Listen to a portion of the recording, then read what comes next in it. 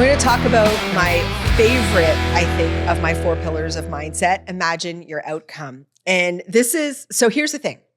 Imagining your outcome is probably, in essence, the easiest of all the mindset tools that I use. However, it's the hardest for people to actually implement. So Albert Einstein has an amazing quote that says, worry is the greatest misuse of your imagination.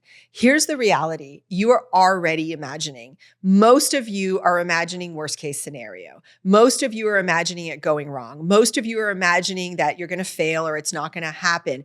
What you actually need to do is you need to reverse engineer your imagination. You need to use it for the power that it has and the potential. What if it does work out? What do you forecast? What do you see? You think about a lot of professional athletes, how much they use visualization. If they're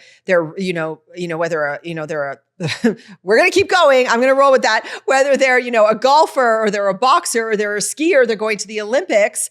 They imagine play by play by play that particular, sport that they're going to do. If you're getting on, when I'm getting on stage, I imagine myself getting on stage and I play that scenario out over and over and over again.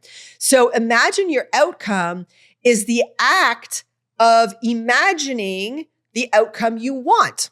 It sounds so simple. I know it's so much harder to do. I get it. A lot of the times I say that my practice, it's simple, but not always easy. So what I want you to do, and I like the idea of doing this like almost in like a meditative form, is I want you to think about something you're working towards. What is it that you're working towards? Is it a weight loss goal, or is it a specific goal, getting on a stage, speaking, buying a new house, whatever the case may be. And I want you to create almost this little story around that imagination. You can even write the story out so that you can actually go back and read it over and over again. But then I want you to take the time every day, like 5 minutes, 10 minutes, or even in little like flashes of time throughout the day. And I want you to stop and close your eyes and visualize that moment. One of the things I tell people is a lot of the stuff that I've done in my life and what I've created and where I'm going is I have imagined every single scenario, every single part of my day. Even sitting here right now, today, recording this podcast, I have imagined this moment, this day for weeks now. So using your imagination for the power that it has, as opposed to disempowering you. I'm going to give you another example to bring it into like more of like, a day-to-day example so that you can understand the power of it. So I often talk about this from like, imagine yourself flying across the world, right? So if you're in North America, flying to Australia, literally the other side of the world. How many of you recognize that you would start imagining, oh my gosh, that flight's going to be so long. I'm going to be so tired by the time I get there. I'm going to be so uncomfortable. What if I can't sleep? What am I going to do? I'm going to be so sore. Even as I say this right now, that you're imagining exactly that. And so by the time you get on the airplane, you're dreading the flight.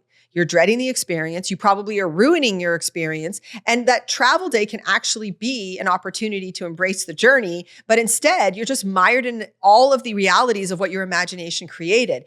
Instead of imagining the worst case scenario of that flight, start planting seeds of excitement. What am I going to do on the airplane? Maybe I'm going to read a book. Maybe I'm going to, watch a couple of movies. Maybe I'm going to imagine like, what am I going to eat? Am I going to sleep? Am I going to take pictures? Am I going to write a story? I travel a great deal. And when I'm in the sky, I actually always purposefully create my travel days around what I want to be doing that day. So if I have like a lot of work to do, I literally imagine myself sitting. I actually select my seat based on if I'm working or sleeping, but I imagine myself sitting on the airplane with my computer, my books, whatever it is, and working through that and feeling so accomplished by the time I get off the airplane. So I'm using my imagination to my power instead of being disempowered by it. That is imagine your outcome.